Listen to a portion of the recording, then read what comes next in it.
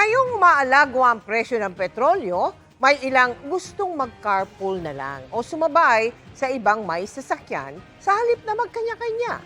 Pero pati yan, balak hingan muna ng permit sa LTFRB. Nakatutok si Maki Pulido. Carpool ang isa sa pakiusap ng gobyerno ngayong problema, ang presyo at supply ng petrolyo. Pero paano ka makakahanap ng isasabay o masasabay ang pribadong sasakyan? Pwedeng maghanap niyan sa libreng website na nilaunch ni John Mauricio, ang kasamatch.com, na isang hobby project. Nung nag-start tumaas yung presyo ng gas, naisip ko for our subdivision exclusively, gagawa ako ng platform na instead na sa group chat kami mag-usap, which is parang ang hirap kung magse-set up ng carpool, gagawa na lang ako ng system. Para safe, ang mga naghahanap ng mga ka-carpool ang magbubuo ng kanilang group sa website.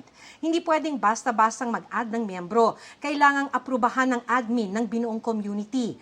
Ang magkaka-carpool na ang mag-uusap kung paano ang hatian para sa isang biyahe. Pwede silang gumawa ng groups, exclusively sa kanila lang. Kayo-kayo lang yung makakakita ng mga carpools na ipopost doon.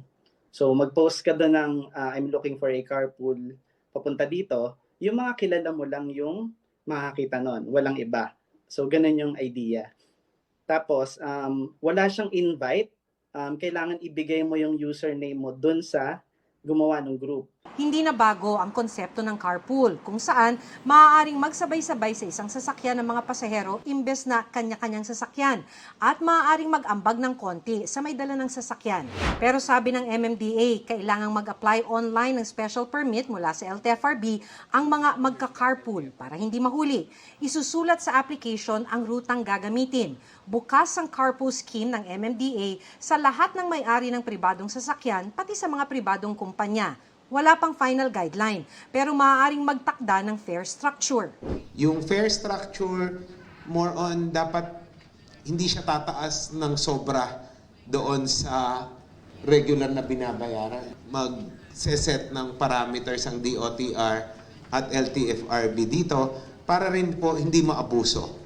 Para hindi kumpetensyahin ng pampublikong sasakyan, partikular ang UV Express, 2 biyahe lang ang papayagan, isa sa umaga, isa sa hapon. Point to point dapat ang biyahe, bawal magsakay ng pasahero sa kalsada. Hindi po pwede yung parang namamasada na pick up along the way. Kumbaga may isang pick-up point, may isang drop-off point lang po. Nangangamba ang National Federation of UV Express sa carpool scheme na ito. Halos wala na nga raw kinikita ang mga UV Express driver at operator. Baka maagawan pa sila ng pasahero. Kung ito po ay ipapatupad at hindi po strictly mamomonitor in so far as their regulation ng P2P or point-to-point, doon na po pwedeng makikipag-agawan na sila ng mga pasahero. Tinitiyak ng MMDA na magbabantay sila para matiyak na point-to-point talaga ang biyahe ng mga may carpool special permit. Pero hindi bilib dito ang ilang nakausap naming UV Express driver. Bakit nga hindi nawawala yung kolorum kung binabantayan nila, di ba? Sa mga terminal pa po pumipick up. Kung kaya nilang bantayan, yun lang tanong doon. Sana kaya nilang bantayan, pero sa sobrang dami rin ma'am, baka hindi nila kayang mabantayan din yun. Maki Pulido, nakatutok, 24 oras.